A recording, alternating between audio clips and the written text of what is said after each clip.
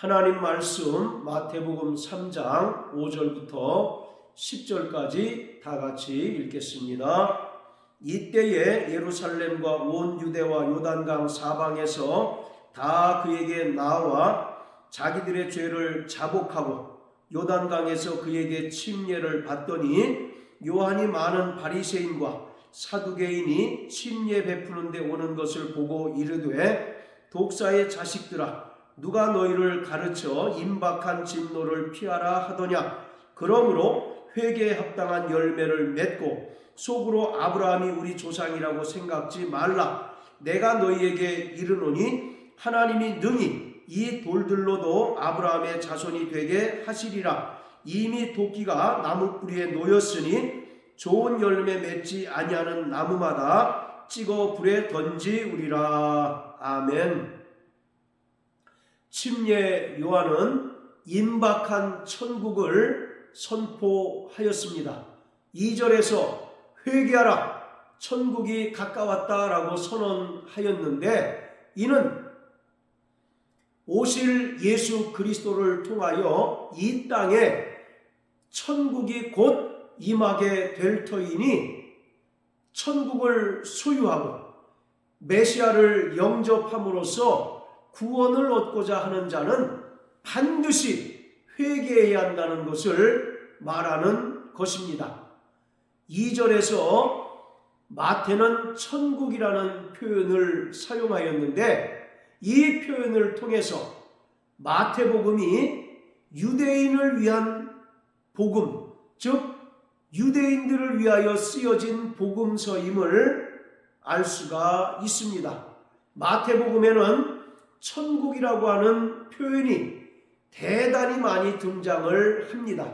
반면에 마가복음과 누가복음에는 천국이라는 표현 대신에 동일한 의미로 하나님 나라라는 표현이 대단히 많이 나옵니다.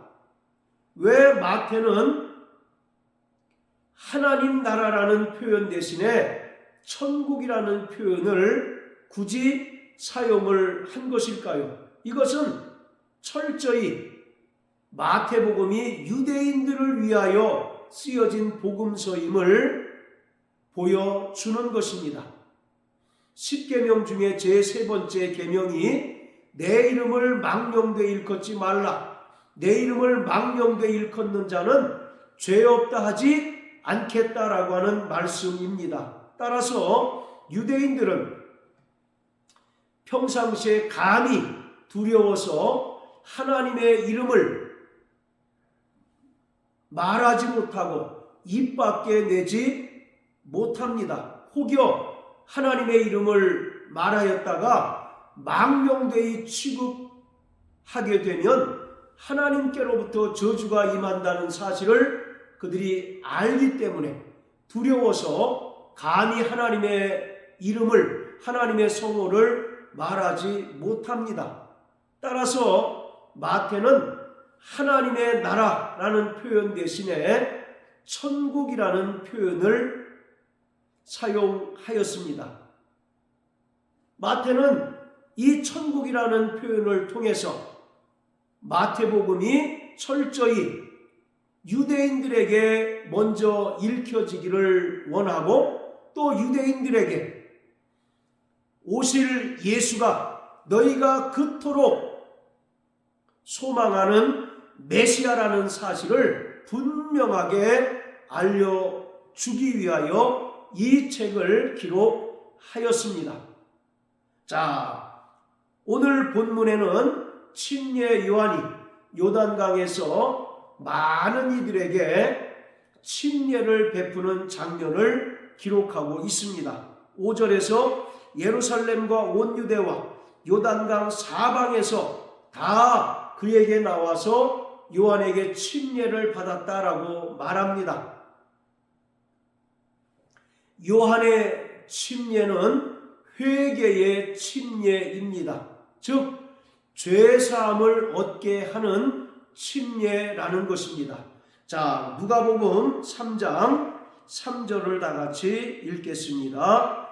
요한이 요단강 부근 각처에 와서 죄 사함을 얻게 하는 회개의 침례를 전파하니, 요한이 베푼 침례는 회개의 침례라는 것입니다. 그리고 회개의 침례는 죄 사함을 얻게 하는 것이다 라고 누가는 말하고 있습니다. 그런데 여기서 우리가 오해하지 말아야 할 것은, 요한으로부터 침례를 받게 되면 죄 사함을 얻게 된다는 의미가 결코 아니라는 것입니다. 이것은 오실 메시아를 영접하기 위하여 합당한 태도를 갖추게 하는 침례라는 의미로서 천국을 소유하고 또 오실 메시아인 예수를 영접하기 위하여서는 철저히 자신이 죄인임을 고백하고 자기의 죄를 자백해야 한다는 것을 의미하고 있는 것입니다. 그래서 죄 사함을 얻게 하는 회개의 침례라는 말은 요한으로부터 침례를 받으면 죄 사함을 얻는다는 이야기가 아니라, 오실 메시아를 영접하기 위하여서는 그 마음을 겸비케 하고 철저히 자신이 죄인임을 고백하고 회개해야 한다는 것을 의미합니다. 자, 그리고 마태복음 3장 9절의 말씀을 통해서 요한은 이 회개는 어느 누구도 피해갈 수 없다는 사실을 분명하게 말하고 있습니다. 나는 혈통적으로 아브라함의 자손이기 때문에, 그리고 나는 바리새인이고 사두개인이기 때문에 철저하게 율법을 준수했으므로 회개하지 않아도 하나님 나라를 소유하고 또 예수를 얼마든지 영접하여 구원 얻을 수 있다는 생각은 잘못되었다는 것을 말하고 있습니다. 그가 아무리 혈통적으로 아브라함의 자손이든 또 바리새인으로서 율법을 철두철미하게 지킨 자이든 천국을 소유하고 또 메시아를 영접하기 위하여서는 철저히 자신이 죄인임을 자복하고 죄인임을 고백해야 한다는 것을 말하고 있습니다. 요한이 베푼 회개의 침례는 구원받은 성도들이 받은 침례와 분명하게 다릅니다.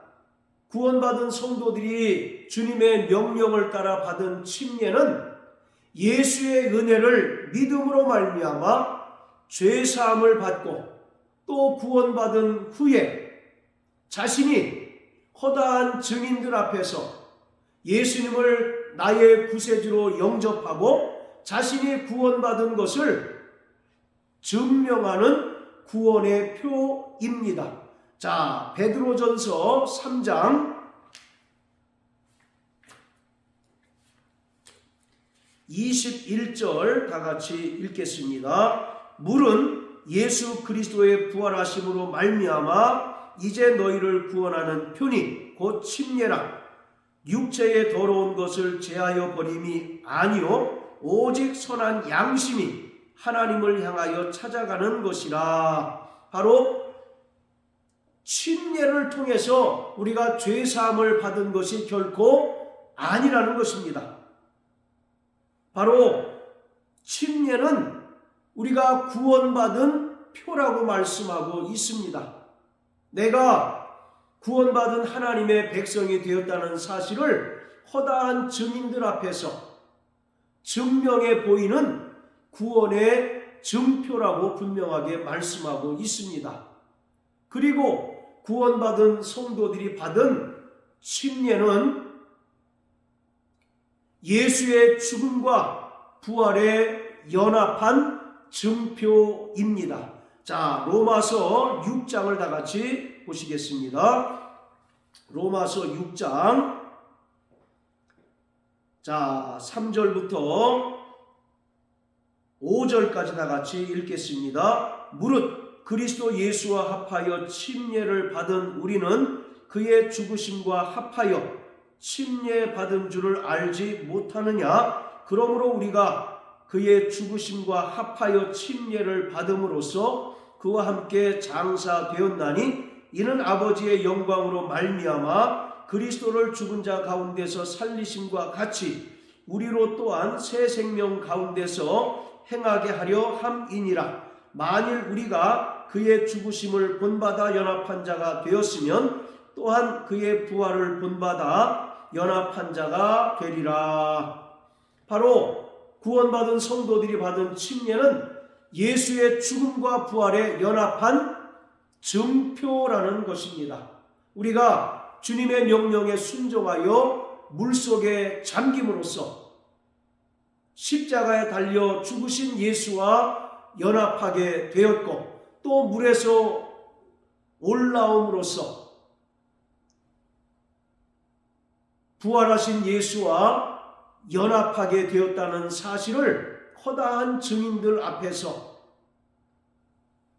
증명해 보이는 표라는 것을 성경은 말씀하고 있습니다. 자, 이처럼 침례 요한이 베푼 회개의 침례는 오실 메시아를 영접하기 위하여 자신이 죄인임을 깨닫고 자신의 죄를 자백하는 침례이지만, 구원받은 성도들이 받은 침례는 우리가 이미 구원을 받았고 또 예수님을 나의 구세주로 영접하는 것을 허다한 증인들 앞에서 증명하는 구원의 표요, 또 주님과 함께 죽으심과 부활에 연합한 것을 증거하는 바로 연합의 증표인 것입니다. 그렇기 때문에 요한이 베푼 회개의 침례와 구원받은 성도들이 받은 침례는 분명하게 그 성질에 있어서 다르고 분명하게 구별이 됩니다. 자, 그리고 침례 요한은 8절을 통해서 회개에 합당한 열매를 맺으라고 말합니다.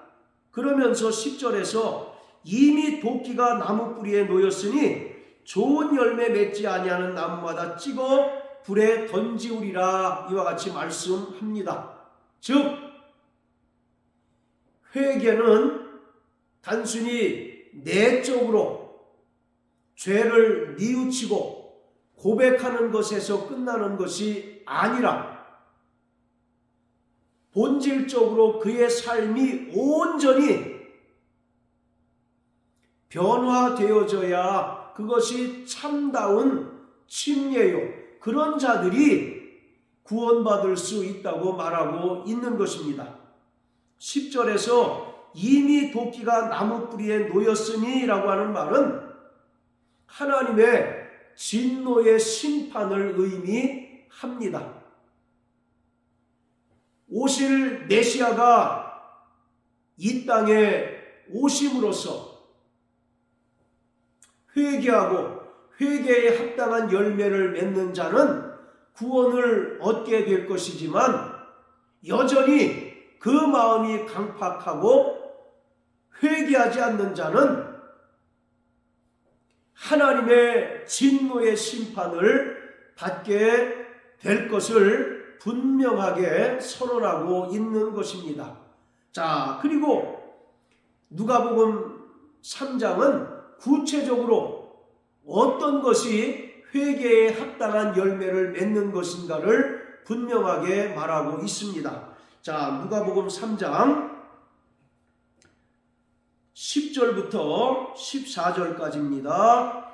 무리가 물어 가로되 그러하면 우리가 무엇을 하리이까? 대답하여 가로되 옷 2벌 있는 자는 옷 없는 자에게 나눠줄 것이요 먹을 것이 있는 자도 그렇게 할 것이니라 하고, 세리들도 침례를 받고자 하여 와서 가로되 선생이여 우리는 무엇을 하리이까 하매, 가로되 정한 새 외에는 늑징치 말라 하고 군병들도 물어 가로되 우리는 무엇을 하리이까 하매 가로되 사람에게 강포하지 말며 무소하지 말고 받은 요를 족한 줄로 알라 하니라. 바로 참된 회개는 내적인 죄의 고백뿐만 아니라 반드시 그것이 외적인 삶의 변화를 통해서 나타나야 한다는 것을 말합니다.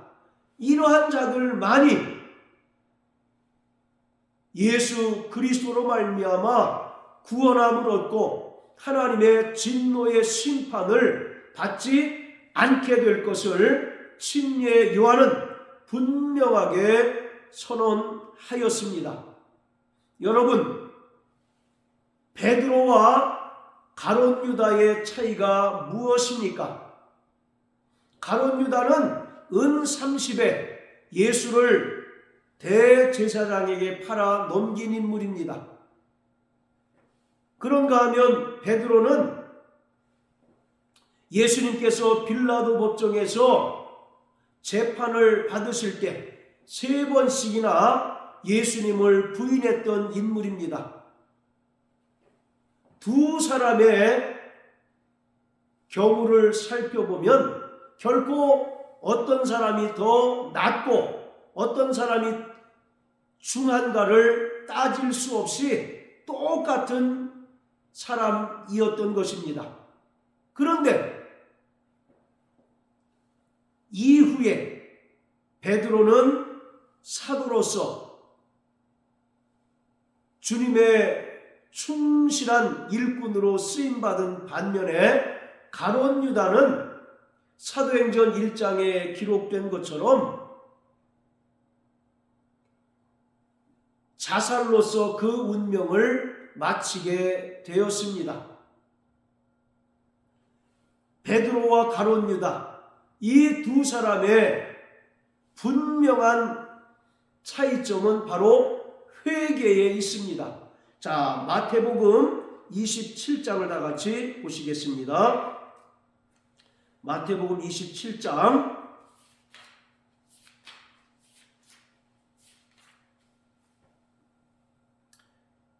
자, 3절입니다. 때에 예수를 판 유다가 그의 정죄됨을 보고 스스로 뉘우쳐 그 은 30을 대제사장들과 장로들에게 도로 갖다 주며, 가룟 유다는 은 30에 예수님을 제사장들에게 팔아 넘겼습니다. 그리고 나서 예수님께서 잘못됐다는 사실을 깨닫고 스스로 뉘우쳐서 은 30을 대제사장들과 장로들에게 도로 갖다 주었습니다. 여기서 스스로 뉘우쳤다라고 하는 말이 중요한데 이것은 결코 회개를 뜻하는 것이 아닙니다.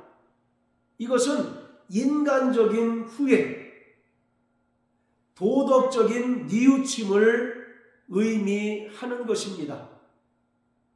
가룟 유다는 철저하게 회개하지 않고 스스로 뉘우치는 것에 불과했습니다.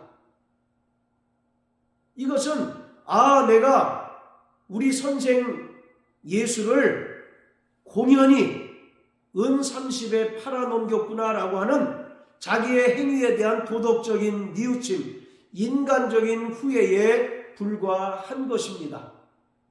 그러기에 가룟 유다는 용서받지 못하고 결국 사도행전 1장에 기록된 대로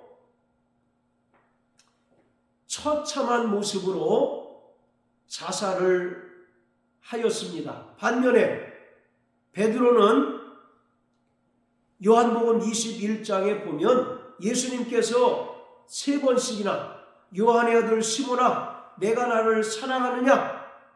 라고 물으셨고 그것에 대해서 베드로는 답을 했는데 바로 베드로가 구체적으로 회개했다라고 하는 기록은 없지만 이 3번의 예수님의 질문과 그 대답을 통하여 베드로는 주님을 부인한 것에 대하여 철저히 회개를 한 것이고, 그것이 그의 삶을 통하여 주님께서 원하시는 삶을 살도록 결단하고 또 행동의 변화를 보인 것입니다. 그러기에 베드로는 오순절 성령 강림 이후에 예루살렘 교회의 대표적인 사도로서 큰 역사를 이루게 된 것입니다. 그뿐만 아니라 구약의 다윗과 사울이라고 하는 인물을 비교해 볼 때도 가장 큰 차이는 바로 회개에 있습니다. 다윗도 인간적인 측면에서 여러 잘못한 것이 있고 또 하나님께 범죄한 것이 있었지만, 하나님께서 선지자를 보내셔서 다윗을 책망할 때마다 그는 철저히 하나님 앞에 회개하는 인물이었습니다. 그래서 사도행전 13장에 보면 내가 이새의 아들 다윗을 보니 저는 내 마음에 합한 자다라고 말씀하고 있습니다. 다윗의 어떤 측면이 하나님께 합하였을까요? 바로 그것은 다윗이 철저히 하나님 앞에 회개하는 모습이었던 것입니다. 반면에 사울은 도무지 그가 하나님의 명령에 불순종하였음에도 불구하고 회개하지 않고 결국 하나님께서 사무엘 선지자를 통해서 그에게 최후 통첩을 하십니다. 당신이 하나님의 말씀을 버렸기에 하나님께서도 당신을 버리실 것입니다 라는 최후 통첩을 듣게 되었습니다. 사랑하는 성도 여러분, 회개는 하나님께서 죄인된 인간에게 주신 가장 최고의 선물입니다. 회개하는 자는 하나님께서 죄를 사하시고 또 구원 얻게 하시고 또 영원한 하나님의 나라를 소유하게 하십니다. 요한일서 1장 9절에 보면 하나님은 미쁘시고 의로우사 우리가 죄를 자백하면 우리의 죄를 사하시고 우리를 모든 불의에서 건지시며 또 정결케 하신다라고 말씀하고 있습니다. 그러므로 우리가 살고 또 날마다 거룩한 성화의 삶을 살아가는 가장 최고의 비결은 날마다 회개하는 것입니다. 우리의 죄를, 우리의 불순종을 하나님 우리 아버지 앞에, 미쁘시고 의로우신 하나님 앞에 죄를 자백하는 것입니다. 우리를 위하여 흘리신 바 언약의 피를 의지하여 회개하고 죄를 자백하는 자는 주님의 그 뜻대로 살아갈 수 있고 하나님의 거룩하심과 같이 이 땅에서 거룩한 삶을 살아갈 수 있습니다. 그러므로 일평생 예수 그리스도의 보혈을 의지하고 죄를 자백하고 또 회개함으로 말미암아 하나님의 거룩하심과 같이 거룩한 삶을 살아내는 저와 여러분들 되시길 예수 이름으로 축복합니다. 할렐루야.